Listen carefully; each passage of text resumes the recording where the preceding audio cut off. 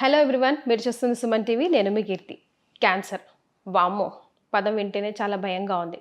చాలా prominent and చాలా కామన్గా వినిపిస్తున్న డిజీజ్ అయిపోయింది.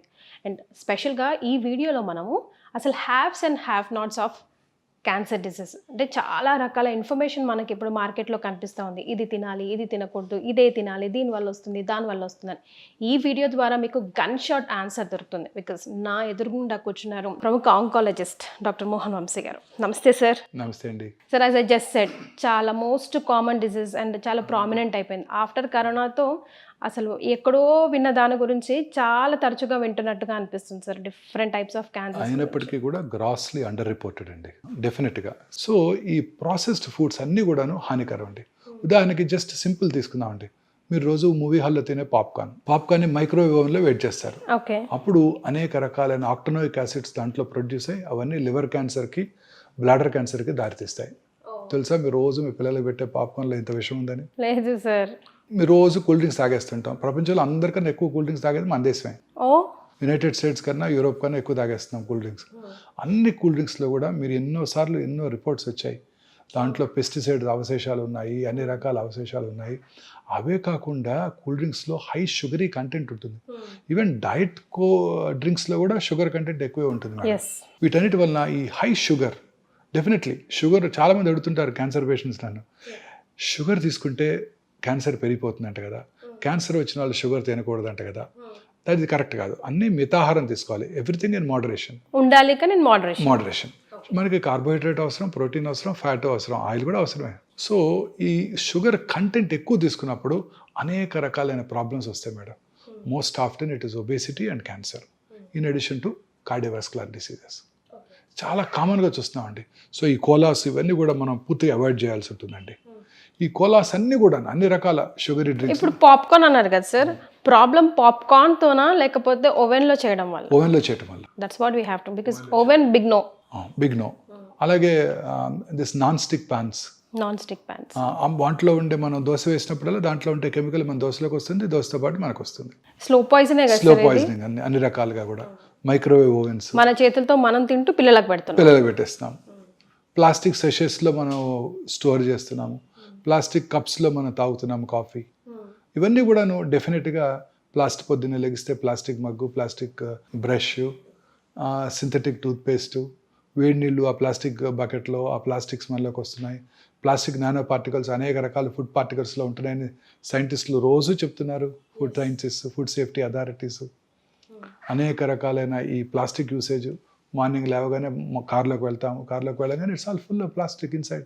మన సమ్మర్ హీట్లో ఆ ప్లాస్టిక్లో ఉన్న కొన్ని సబ్స్టెన్సెస్ ఎవాపరేట్ అయ్యి అవన్నీ టాక్సిక్ గ్యాసెస్ మనం రోజు ఇన్హేల్ చేస్తున్నాం. In addition to automobile pollution, మన రోజు ఉండే ఆటోమొబైల్ పొల్యూషన్తో పాటు ఈ ప్లాస్టిక్ పొల్యూషన్.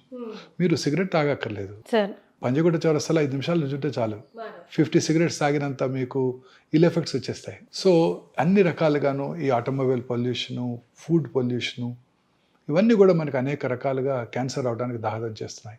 అన్ని రకాల ఇండస్ట్రీస్ అండి. ఇప్పుడు ఉదాహరణకి రామగుండమే తీసుకుందామండి. Open cast mines, coal burn చేయడం జరుగుతుంది. Thermal power plant vicinity 1 kilometre ఉన్న వాళ్ళందరూ కూడా క్యాన్సర్ వచ్చే అవకాశాలు ఎక్కువ ఉంటాయండి. ఫర్టిలైజర్ ప్లాంట్, గ్రానైట్ కింద అండర్ గ్రౌండ్లో, ఇవన్నీ కూడాను క్యాన్సర్ కారటానికి దోహదం చేస్తున్నాయండి. సార్ ఇవన్నీ అవాయిడ్ చేయలేమే కదా మనం? అన్ని అవాయిడ్ చేయలేము. సో మరి ఇంకేం చేయాలి? స్లోగా అనేక దేశాలు వీటిని అవాయిడ్ చేస్తున్నాయండి. ఇప్పుడు మనం చేస్తున్నది, మన గవర్నమెంట్ కూడా is on the job that renewable energy.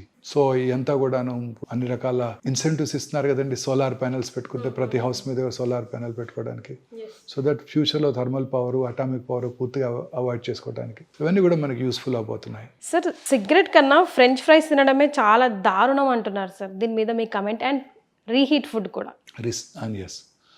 So reused oils, reheated foods, especially non vegetarian items, French fries, ఇవన్నీ కూడా డేంజరస్ అండి. I will just enumerate 7 white substances అండి. First one is white bread అంటే మైదాతో చేస్తారండి. ఇది white flour అంటే మైదానే. ఈ మైదా తయారీలో అనేక రకాలైన కెమికల్స్ వాడుతుంటారండి. ఆ కెమికల్స్ అన్నీ కూడా కార్సినోజెన్సే. అన్ని రకాల కెమికల్స్ కూడా కార్సినోజెన్సే. మైదా తయారీ అంతా కూడా కెమికల్ కార్సినోజెన్స్. సార్ మనకన్నా వెస్టర్న్ కంట్రీసే కదా సార్ వైట్ ఫుడ్ మీద, ఈ మైదా స్పెషల్లీ బ్రెడ్స్ మీద ఎక్కువ. అందుకే కదండి అక్కడ క్యాన్సర్స్ చాలా ఎక్కువ. ఇప్పుడు చూసాం కదా యునైటెడ్ స్టేట్స్లో. మరి ఇప్పుడు వాళ్ళు ఎలా డెవలప్డ్ అయ్యారు, మనం ఇంకా అండర్ డెవలప్డ్ ఎందుకున్నాము? That is different. వాళ్ళు తీసుకునే ఫుడ్ ఐటమ్ వల్లే వాళ్ళ క్యాన్సర్స్ ఎక్కువ వస్తున్నాయి. ఇప్పుడు మీకు యునైటెడ్ స్టేట్స్లో 300,000 పాపులేషన్కి 1.9 మిలియన్ క్యాన్సర్స్, చాలా ఎక్కువ కదండి. చాలా. అర్బనైజేషన్ పెరిగే కొద్దీ క్యాన్సర్ ఇన్సిడెన్స్ పెరిగిపోతుంది. సో ఈ white flour, white rice is ఆ స్టేపుల్ ఫుడ్. అవునండి, దాని దగ్గర దంపుడు బియ్యం తింటాం బెటరు, హ్యాండ్ పౌండ్ రైస్, ఇవి చాలా 100 రెట్లు బెటరు. మా చిన్నప్పుడు కూడా దంపుడు బియ్యమే అందుబాటులో ఉండేది. సో మీరు చూసుంటుంది పిల్లలు కాబట్టి. సో దంపుడు white rice, white pasta, white potatoes even definitely. మీరు చెప్పారు ఇప్పుడే మీరు ఫ్రెంచ్ ఫ్రైస్ అని, they are very dangerous. Potato is a simple carbohydrate. చాలా మంది చెప్తుంటారు పొటాటోని కాంప్లెక్స్ కార్బోహైడ్రేట్ చేయొచ్చు అంట. పొటాటోని ముందుగా బాయిల్ చేసేసి దాన్ని ఫ్రిడ్జ్లో ఉంచేసేసి నెక్స్ట్ మార్నింగ్ దాన్ని కనుక తిన్నట్టయితే దాని కాంప్లెక్స్ కార్బోహైడ్రేట్ అయిపోతుంది, అంటే స్లోగా షుగర్ రిలీజ్ అవుతుంది. ఇవన్నీ కూడా డేంజరస్ అండి, అన్నీ వైట్. ఇంకా నేను లాస్ట్ చెప్పాల్సిన మోస్ట్ ఇంపార్టెంట్ ఏంటంటే white salt, white sugar and white light also. Lights? White light definitely it affects us? Definitely. ఎలా? ఈ వైట్ లైట్లో పనిచేసే వాళ్ళందరూ కూడా, ఇప్పుడు మీరు రోజు గచ్చిబౌలి వస్తుంటే టాల్ టవర్స్ ఉంటాయి, ఆ టవర్స్ నిండా వైట్ లైట్ వెలుగుతూ ఉంటుంది. విమెన్ అండ్ మెన్ రాత్రంతా పనిచేస్తుంటారు ఈ బీపీఓ ఆఫీసెస్లో వాళ్ళ టైమింగ్స్కి. కరెక్ట్. సో వాళ్ళందరికీ కూడా క్యాన్సర్ వచ్చే అవకాశాలు చాలా చాలా ఎక్కువ. రాత్రిపూట మీరు ప్రశాంతంగా అర్లీగా భోజనం చేసేసి, మన పాత అలవాటు ప్రకారం సన్సెట్కి ముందే భోజనం చేసేసి చక్కగా 8కో 9కో పడుకొని నిద్రపోయి బెడ్ లైట్ కూడా పెట్టుకోకుండా, లైట్ వేసుకోకుండా పొద్దున్న 5 గంటల లెగిస్తే మీ క్యాన్సర్ వచ్చే అవకాశాలు సగానికి సగం తగ్గిపోతాయి. అలా కనుక మీరు పడుకుంటే 1 o'clock 2 o'clock మెలటోనిన్ అనే హార్మోన్ ఉత్పత్తి అవుతుందండి. ఆ melatonin hormone it has a strong anti cancer properties. So ఆ టైంలోనే ఎక్కువ రిలీజ్ అవుతుంది. మనం అంతా కూడా రాత్రి లేట్గా ఇంటికి వెళ్తున్నాము, 9కో 10కో 11కో ఇంటికి వెళ్ళాక అప్పుడు డిన్నర్ చేస్తున్నాము, అప్పుడు మళ్ళీ టీవీ చూస్తున్నాం చాలాసేపు, ఆ తర్వాత పడుకునే ముందు ఆ బ్లూ స్క్రీను, మొబైల్ స్క్రీన్లో మెసేజ్లు, న్యూస్ చూసి అప్పుడు పడుకుంటున్నాం. It disturbs, melatonin hormone production తగ్గిపోతుంది. వీళ్ళందరిలో క్యాన్సర్ వచ్చే అవకాశాలు ఎక్కువైపోతున్నాయి. అందుకే అర్బనైజేషన్ పెరిగే కొద్దీ క్యాన్సర్ వచ్చే అవకాశాలు పెరిగిపోతున్నాయి. ఈ ప్రాసెస్డ్ ఫుడ్స్ అన్నీ అవే కదండి. Canned foods, canned tomatoes, canned fruit juices అన్నీ కూడా డేంజరసేనండి. Fresh fruit juices, fresh fruits అవి కనుక తిన్నట్టయితే క్యాన్సర్స్ రాకుండా ఉంటాయి. సో మనం డెవలప్ అవుతున్నాము, అన్ని రెడీమేడ్ అని మనం అనుకుంటున్నాం, అన్ని చకచకా జరిగిపోతున్నాయి. పొద్దున్నే వాడే సీరియల్ దగ్గర నుంచి అన్నీ డేంజరసే.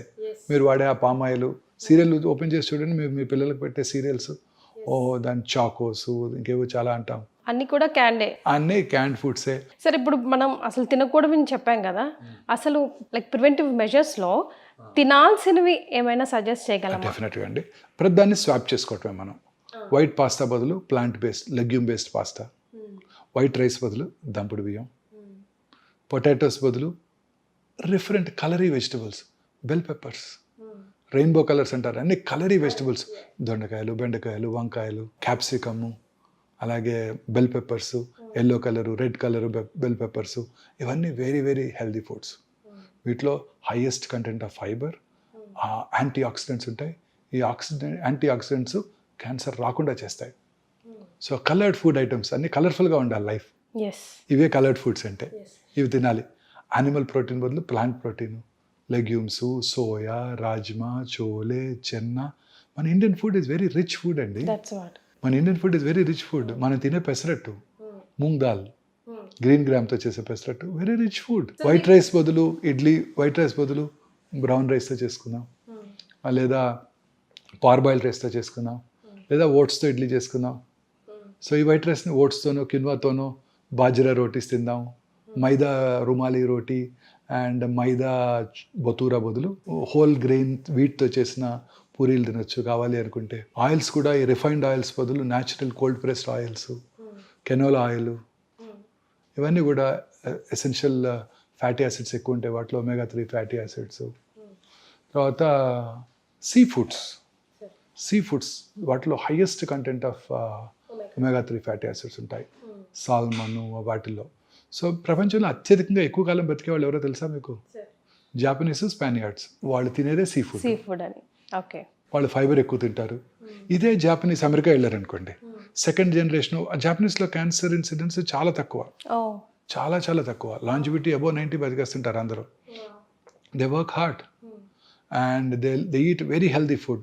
ఇదే జాపనీస్ అమెరికా వెళ్ళారనుకోండి, వాళ్ళ పిల్లల్లోనూ వాళ్ళ గ్రాండ్ చిల్డ్రన్లోనూ మళ్ళీ క్యాన్సర్ ఇన్సిడెన్స్ ర్యాపిడ్గా పెరిగిపోతుంది. So Nigerians supposed to very developed country once upon a time in ఆఫ్రికాలో. నైజీరియాలో incidence of colon cancer is 1 per 100,000 population. అదే న్యూయార్క్ సిటీలో 200 per 100,000 పాపులేషన్, 200 times ఎక్కువ. ఇదే నైజీరియన్స్ అమెరికా వెళ్ళి సెటిల్ అయిపోయారు అనుకోండి, వాళ్ళలో మళ్ళీ ఆ క్యాన్సర్ ఇన్సిడెన్స్ కూడా ర్యాపిడ్గా పెరిగిపోతుంది. సో లైఫ్ స్టైల్ డిజార్డర్ అని క్లియర్గా కనిపిస్తుంది. అర్బనైజేషన్ పెరిగే కొలది క్యాన్సర్ ఇన్సిడెన్స్ ర్యాపిడ్గా పెరిగిపోతుంది. రూరల్ ఇండియాలో 60-70 per 100,000 పాపులేషన్ క్యాన్సర్స్ ఉన్నట్టయితే ముంబైలో it is 150-170 per 100,000 population. San ఫ్రాన్సిస్కోలో 500 to 600 per 100,000 population. So urbanisation పెరిగే కొలది క్యాన్సర్ ఇన్సిడెన్స్ ర్యాపిడ్గా పెరిగిపోతుంది. అలాగే లాంజివిటీ పెరిగే కొలది కూడా క్యాన్సర్ ఇన్సిడెన్స్ పెరిగిపోతుంది. 80 సంవత్సరాల వయసు ఉన్న స్త్రీలు జూబిలీహిల్స్లో 100 మంది ఉన్నారనుకోండి, అందులో 10 మందికి బ్రెస్ట్ క్యాన్సర్ ఉంటుంది. 90 సంవత్సరాల వయసు ఉన్న స్త్రీలు జూబిలీహిల్స్లో 100 మంది ఉన్నారనుకోండి, వాళ్ళలో 16 మందికి బ్రెస్ట్ క్యాన్సర్ ఉంటుంది. సో ఇలా మన ఫుడ్ ఐటమ్స్ని మనం చేంజ్ చేసుకోవాలి. ఈ వైట్ రైస్ని బదులు ఇవి, వైట్ పాస్తా బదులు ప్లాంట్ బేస్డ్, మన ట్రెడిషనల్ ఫుడ్, మన గ్రాండ్ మదర్ తిన్న ఫుడ్ అన్నమాట. యానిమల్ ప్రోటీన్ బదులు వెజిటబుల్ ప్రోటీన్స్, వైట్ షుగర్ బదులు natural sugars, honey, stevia, jaggery ఇవి వాడుకోవచ్చు. అలాగే వైట్ సాల్ట్ బదులు lot of herbicides, lemon juice ఇవి వాడుకోవచ్చు వైట్ సాల్ట్ తగ్గించడం కోసం. సాల్ట్ కన్సంప్షన్ పూర్తిగా తగ్గిపోవాలండి. అన్ని రకాల జబ్బులకి ఈ వైట్ షుగర్, వైట్ సాల్టే కారణం, వైట్ రైస్తో పాటు. మన సౌత్ ఇండియాలో హైయెస్ట్ అనేది ఈ మూడే. మనం వైట్ ఫ్లోర్తో చేసే స్వీట్స్, మనం తినే స్వీట్స్ అన్నీ కూడా white flour, pastries, burgers, pizzas అన్నీ వైట్ ఫ్లోర్తో చేసేవే. పైగా మనం తినే ట్రెడిషనల్ స్వీట్స్ కూడా ఎక్సెప్ట్ కొన్ని బేసిన్ లడ్డు అలాంటివి తప్ప మిగతా అన్ని కూడా వైట్ ఫ్లోర్తో చేసేవే, ఇంక్లూడింగ్ గులాబ్ జామున్ అన్నీ వైట్ ఫ్లోర్తో చేసేవే. ఇవన్నీ డేంజరసేనండి. సో ఫైబర్ కంటెంట్ ఎక్కువగా ఉండే ఫుడ్ తీసుకోవాలి మనం. ఇదే తీసుకున్నట్టయితే డెఫినెట్గా మనం క్యాన్సర్ రాకుండా చేసుకోవచ్చు. మన పిల్లలు ఎప్పటి నుంచే ప్రమోట్ చేయాలి, మన గ్రాండ్ చిల్డ్రన్ పిల్లల్లోనూ ఇప్పటి నుంచే ప్రమోట్ చేయాలి ఈ హ్యాబిట్స్. కోలాస్ని అవాయిడ్ చేయటం అన్నీ పూర్తిగా ఇప్పటి నుంచే మన స్కూల్స్లోనూ. It should be an educational item. Cancer is go to an epidemic proportion now. మన పాపులేషన్ 1.453 billion.